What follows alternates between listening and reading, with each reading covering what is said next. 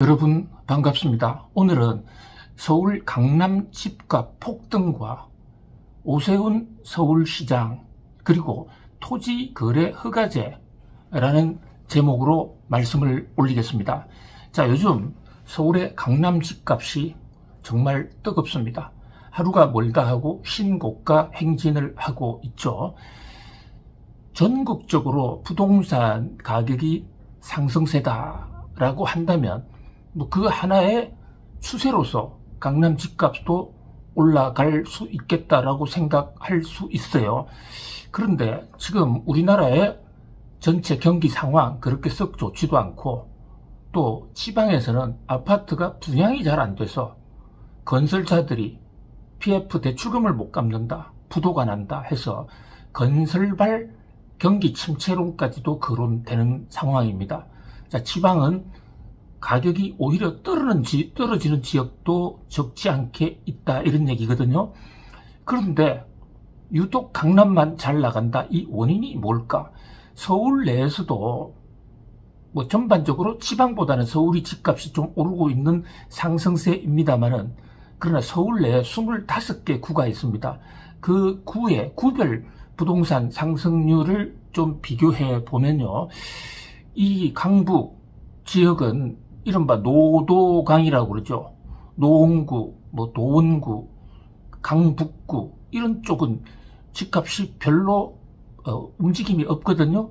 그런데 용산, 마용성이 일부 좀 오르고 있고 그거보다는 역시 서울의 강남 3구는 그야말로 폭발 장세입니다. 자, 강남 3구 하면 서울의 강남구, 서초구, 송파구 이 세 구를 가르치죠.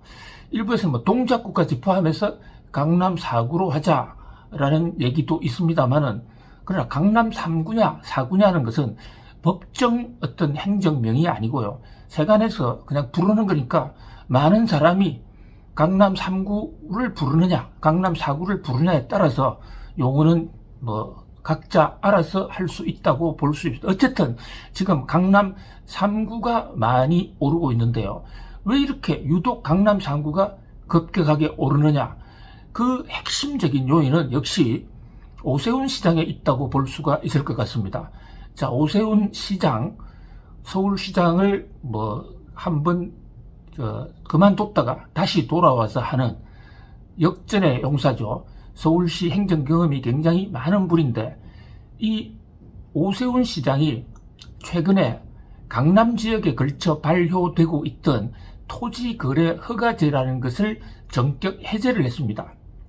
자, 이 토지거래 허가제가 뭐냐? 이 토지거래 허가제는 1970년대와 1980년대 한참 우리가 도시개발을 해나갈 때 도시개발을 시작을 하면 땅값이 급등할 수 있거든요. 그러니까 집 짓기 전에 땅부터 급등하면 결국 집값 폭등의 요인이 되고 집도 주택도 제대로 짓지 못한다. 이래서 여야 합의해서 입법을 했던 사실 개발 도상 과정에서의 좀 특이한 법이었습니다. 사실 토지를 거래하는데 허가를 받는다? 이것은 시장 경제 원리하고는 좀 맞지가 않죠. 그럼 무슨 허가를 받느냐? 우선 내가 살 때, 팔 때 그 거래가 사회적 목적에 한목적적이냐를 구청으로부터 판정을 받게 되어 있습니다. 그 심사도 좀 애매합니다. 이게 토지 거래가 사회적 한목적적이냐 아니냐 이것을 판정하는 기준도 명확히 있다고 보기가 어렵죠. 더더군다나 자금 출처, 내가 이 집을 산다 그러면 그 용도를 자금을 어디서 조달해왔고 또 어떤 방식으로 넘겨줄 것인가 세세하게 구청에 신고를 하도록 되어 있습니다. 그뿐만 아닙니다. 집을 사면요 반드시 자기가 살아야 돼요. 집은 사면서 전세가 끼고 있는 집을 샀다가 그 전세가 만기가 되면 자기가 들어갈 수도 있는 거 아니겠습니까? 그런데 이것은 이제 일각에서는 갭 투자, 그러니까 전세금과 매매 자금의 차이, 그 갭만 사실상 자금을 부담하는 거니까 갭 투자라고 하지만 이거 역시 시장 자본주의 논리로 본다면 하등의 법적 하자가 없는 것이거든요. 근데 이 개입 투자도 금지하고 있습니다. 집을 사면 반드시 들어가서 살아야 된다. 자, 이런 엄청난 규제를 담고 있는 법인데, 사실 이 토지거래 허가제는 70년대, 80년대 개발연대 이후로 잘 발동이 되어 오지 않던 겁니다. 근데 이것을 문재인 정부 당시에 부동산 가격을 억제한다 그래서 집값이 올라가고 있는 지역에 대대적인 토지거래 허가제 규제를 강행을 했어요. 문재인 정부 하면 특히 김현미라는 장관이 생각이 나시죠. 김현미 장관이 토지거래 허가제를 달고 살았다라고도 볼 수가 있는데요. 자, 오세훈 시장이 서울시 시장으로 들어선 게 상당히 시간이 지났습니다. 그럼에도 불구하고 오세훈 시장은 토지거래 허가제가 문제가 있다라는 많은 집주인들 또 시장경제주의자들의 지적에도 불구하고 풀었다가 집값이 올라가면 어떡하지 하는 그런 걱정 때문에 사실상 토지거래 허가제를 적각 풀지를 못했습니다. 그래서 그것 때문에 좀 집주인들한테는 원성을 사기도 했어요. 시장주의자라고 해서 뽑아놨더만 반시장적인 정책인 토지거래 허가제를 풀지도 않는다. 그것은 시장에 대한 배신이다, 배반이다, 이런 얘기까지 나왔었거든요. 그런데 이제 코로나를 거치고 또 고금리 시대가 왔지 않습니까? 그러니까 집값도 안정이 되고, 안정됐다기보다는 상당히 집값이 장기간 침체가 됐었죠. 그러니까 이제는 풀 수 있다라고 생각을 한 것 같아요. 또 이 토지거래 허가제라는 것이 일정 기간이 되면 풀어줘야 되는 그런 조항도 있습니다. 물론 아직까지 그 시한까지는 가지 않았지만 오세훈 시장 입장에서는 이 토지거래 허가제를 풀어도 부동산 가격이 뛸 가능성이 별로 없다라고 판단한 듯하고, 그래서 용기를 내서 토지거래 허가제를 풀어준 것으로 보입니다. 그런데 아니라 다를까 강남 이 토지거래 허가제가 해제된 곳, 이를테면 서울의 대치동이라든지 또는 송파구 일대 아주 꼭 집어서 토지거래 허가제가 해제된 지역과 그 인근 지역의 집값이 그야말로 폭발하듯이 지금 올라가고 있거든요. 그렇다 보니까 오세훈 시장이 좀 당황하는 것 같아요. 그래서 다시 제재할 수도 있다, 이런 어떤 기자회견도 하는 그런 내용이 언론에 보도가 되고 있는데요. 자, 이 오락가락 행보가 또 시장에 불안감을 준다 하는 그런 지적도 나오고 있고, 그야말로 토지거래 허가제를 둘러싸고 오세훈 서울시장이 사면초가 아주 난관에 봉착했다, 이렇게 볼 수가 있습니다. 자, 오세훈 시장이 어떤 선택을 할지 굉장히 주목되는데요. 자, 정책 선택은 결국 그 사람의 경제 철학 또 행정, 정치 철학과도 관련이 있는 거 아니겠습니까? 그 오세훈 시장은 누구인가? 그 사람의 인생 역정을 통해서 그의 경제 철학을 한번 짚어볼 필요가 있습니다. 오세훈 시장은 1961년 1월생입니다. 1월생이라는 것은 우리나라 학제는 3월달 입학이기 때문에 사실 이제 1960년생들하고 같이 공부를 하게 되어 있죠. 그래서 이 대학으로 따지면 79학번이 되는데요. 학교는 고려대학교 법학과 79학번을 졸업했습니다. 근데 입학은 고려대학이 아니고 다른 대학을 다니다가 중간에 편입을 했습니다. 그래서 79학번 고려대학교의 그 많은 동기들과는 좀 소원한 그런 관계도 일부 있어요. 아주 어린 대학 1학년 시절을 같이 하지 못한, 그러니까 성장기를 같이 하지 못했기 때문에 일부 고려대학교의 정통 졸업생들은 오세훈은 반고대생이다, 고대가 아니다 라는 얘기도 하고 있습니다만은, 그런데 오세훈 서울시장의 처가를 놓고 보면요, 처가가 엄청 화려합니다. 오세훈 시장의 어머니는 사공정숙 교수. 자, 이분은 원래 고려대학교를 졸업하고 고려대학교 교수를 했고 여학생 1호로서 수학계에서도 대단히 명망을 날린 유명한 수학자입니다. 그리고 그 분의 그 장인어른이 송영수라는 분인데요. 이분은 서울대학교 미술대학 교수였습니다. 그러니까 장인 장모가 다 스카이대학 명문의 교수 부부였던 것이죠. 이분은 유명한 조각가였는데 이 송영수와 사공정수 두 부부 교수의 설하에 이남 이녀가 있습니다.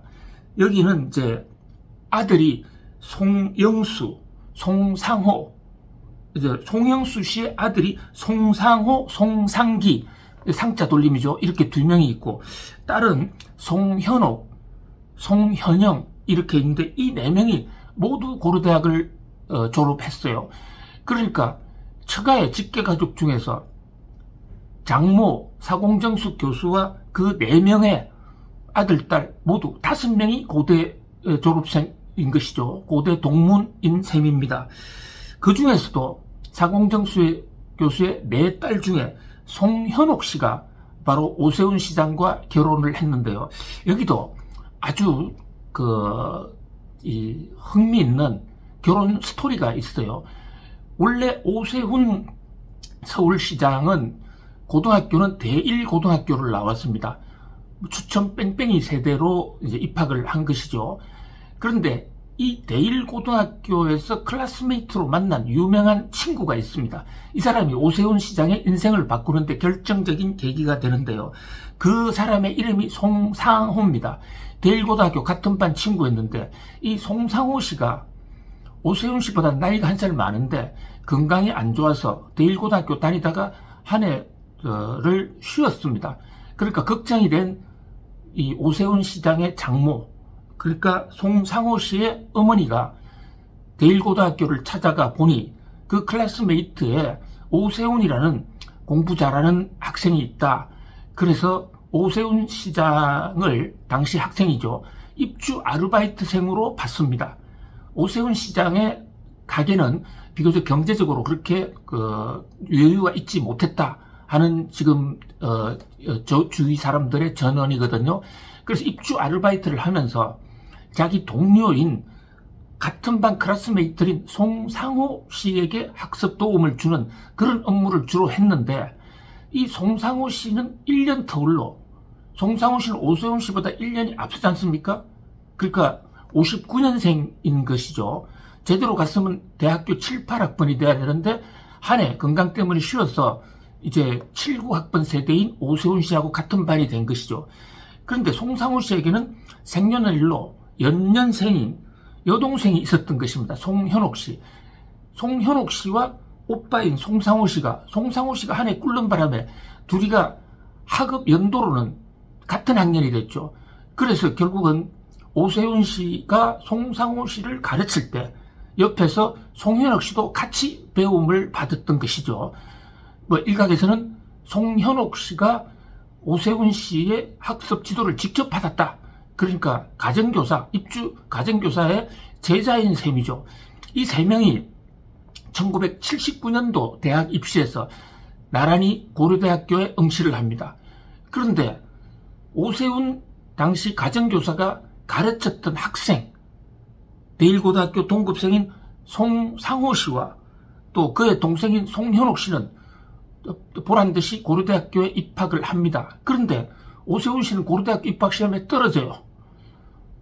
선생은 떨어지고 학생은 붙는 아주 이상한 현상이 생겼던 것이죠. 어쨌든 오세훈 시장은 절치부심해서 2차 대학에 다니다가 이제 다시 어머니가 다니고 자기가 가르쳤던 학생들이 있는 고려대학으로 편입학을 해서 들어오게 됩니다. 그런 이후에 이제 이 오세훈 시장은 고려대 법대에서 사법시험을 공부하고 당시에 전두환 정부가 사법시험 합격자 수를 대폭 늘리는 바람에 고려대학교 법대에서 7, 9학번들이 그 전에 7, 8학번이나 7, 7학번보다도 합격자 수가 엄청 많았거든요. 그래서 그 물결 속에 사법시험을 합격을 해서 사법연수원을 들어갑니다. 그런데 이제 성적순 때문 인지는 몰라도 어쨌든 오세훈 시장은 판사, 검사 임용은 받지 못하고 환경 문제를 다루는 변호사로서 이제 법조인 생활을 시작하는데요. 여기서 이제 국민의힘 전신인 여당의 공천을 받아서 강남구 등에서 국회의원을 하게 되죠. 그러다가 이어서 서울시장까지 발탁이 되는, 특히 여성 아주머니들에게 굉장히 인기가 좋다. 잘생겼지 않습니까? 아주 얼굴이 미끈하고 인상이 상당히 좋은 편이죠. 그러다가 서울시장을 와중에 무상급식 사건이 터졌습니다. 무상급식을 하면 정부 돈으로 급식을 해주자라는, 사실 이것은 선진국에서는 다 하고 있는데 당시 오세훈 시장은 여기서 완전 무상급식은 오히려 역차별이다 해서 경제적으로 어려운 사람만 중점적으로 무상급식을 해주자라는 안을 내고 여기에 서울시장 운명을 걸었다가 그 투표에서 부결되면서 낙마를 하게 됩니다. 그래서 다시 이제 그 장모 또 자기 부인 그리고 자기 그 처가의 친척들이 집중적으로 다녔던 고려대학교 기술경영전문대학원의 특임교수로 발령을 받아서 학교에서 연구도 하게 되고 학생도 가르치는 그런 일을 하다가 박원순 시장이 의문의 죽음으로 사망을 하면서 다시 서울시장으로 컴백을 했거든요. 자, 지금 대권주자 중에 한 명으로 오세훈 시장도 이름을 올리고 있습니다. 여러 가지 그동안에 자유시장 경제를 옹호한 경력, 이런 또 그 아주머니들로부터에 대한 어떤 강력한 지지, 이런 것을 바탕으로 대권주자로 자천, 타천으로 거론되고 있는 상황입니다. 한 가지 이제 문제가 있다면, 이른바 명태균 녹음 파일에 오세훈이 등장한다. 그 자세한 진상은 수사 결과가 밝혀져야겠습니다만은, 이 명태균 녹취 파일 문제를 넘어서서 과연 오세훈 시장이 대권 주자의 꿈을 꿀 수 있을 것인지, 그러기 위해서는 이 토지거래 허가제를 아주 슬기롭게 잘 해결해야 될 것으로 보여지는데요. 근본적으로 토지거래 허가제라는 게 반시장적이고 또 어거지적인 측면이 많이 있습니다. 따라서 시장주의자인 오세훈 시장으로서는 이를 해소하는 것은, 또 규제를 완화하는 것은 당연한 수순일 것으로 보여집니다만은, 그러나 그럼에도 불구하고 토지거래 허가제도, 오래 묶여있던 제도를 갑자기 해제함으로 집값이 오른다?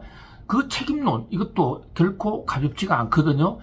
저는 이 토지거래 허가제와 관련해서 보다 근본적인 대안을 좀 마련해야 된다. 토지거래 허가제라는 것 자체가 있어도 문제고 없어도 문제고, 사실 오히려 부동산 시장을 교란시키는 하나의 요인이 되어왔다. 그렇다면 진정한 시장주의자라고 한다면 토지거래 허가제를 근본적으로 대체할, 시장의 수요 공급에 따라서 자율적으로 가격이 조절되는 그런 제도로서의 성화 발전, 한마디로 얘기해서 부동산 폭등 없는 시장 조절 기능에 의한 부동산 가격 안정화, 이런 대책도 동시에 마련해야 되지 않을까, 이런 생각을 해봅니다. 자, 오늘은 서울 강남 집값 폭등과 오세훈 서울시장, 그리고 토지거래 허가제를 중심으로 말씀 올렸습니다. 감사합니다.